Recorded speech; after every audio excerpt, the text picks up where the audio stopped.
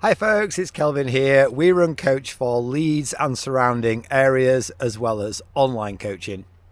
In this little video, I'm going to share some thoughts on how to work out what time a runner is likely to do in an event. So it's a question that I get asked on a fairly regular basis from friends, my runners, online. And it's like, oh yeah, in this half marathon or whatever race it might be, what time do you think I'm going to run? And I sometimes feel like kind of pulling out a crystal ball and rubbing it and see if it gives me any answers. And the truth is, it is a little bit of a dark art because we're using quite a few different things to work it out.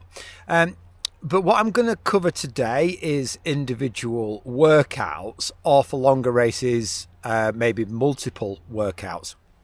So let's start with the 5K. So the 5K up to half marathon is a little bit easier for reasons that I will reveal. So for a 5K, we could do something like 6 times 1K off 90 seconds recovery is a good indicator. Look at the paces on the reps and see where that runner is. Maybe someone with slightly less experience might do 7 times 800 meters off 90 seconds. Look at the paces on the reps, and that's a good indicator. For a 10K, a classic would be 11 or 12 times 1K. Again, you might do that off something like 1 minute to 90 seconds. Again, look at the pace of the individual reps. And a half marathon, we might be looking at 3 times 5K. So the great thing there is all of those are good workouts that can be incorporated into training. And particularly the sort of 5K and the 10K workout can actually be done a couple of times in training, so we can start to figure out what a runner might run on race day. The challenge comes for marathons and ultra marathons where we don't really want to accumulate that much goal time in one workout because it's just too stressful, and that runner probably wouldn't be able to recover from that. So we do more than one workout.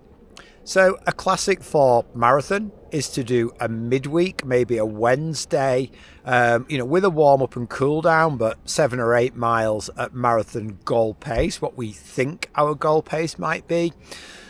And then maybe on the Saturday, so we've only had 2 days to recover, maybe a long run with a couple of sections of goal pace within that. That add up to somewhere between maybe 12 to 16 miles at goal pace. Now, that might be the biggest week that marathon runner does, but we can start to look at some averages across those reps and workouts and figure out a goal pace from there. And then with ultra marathons, it wouldn't be uncommon to do the race distance and elevation over 2 or 3 days. So an example might be somebody who's doing a 50k that's got some elevation in it, want to make sure that the runs that we're doing kind of match the elevation and terrain.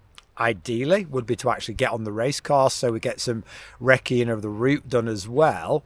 And for a 15k, we might do, a Friday, Saturday, Sunday where we do 15k, 25k, and then another 15k.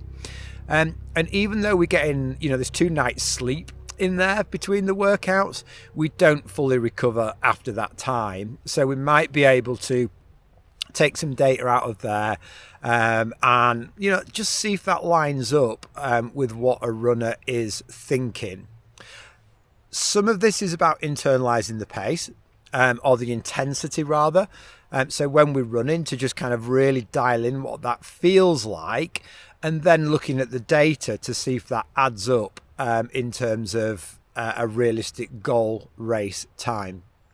So there are other angles that we come at this as well to sort of check in if these findings are somewhere near. But for now, I'm going to leave you with those workouts. So if you've got any questions, please pop them in the comments below. And for now, happy running.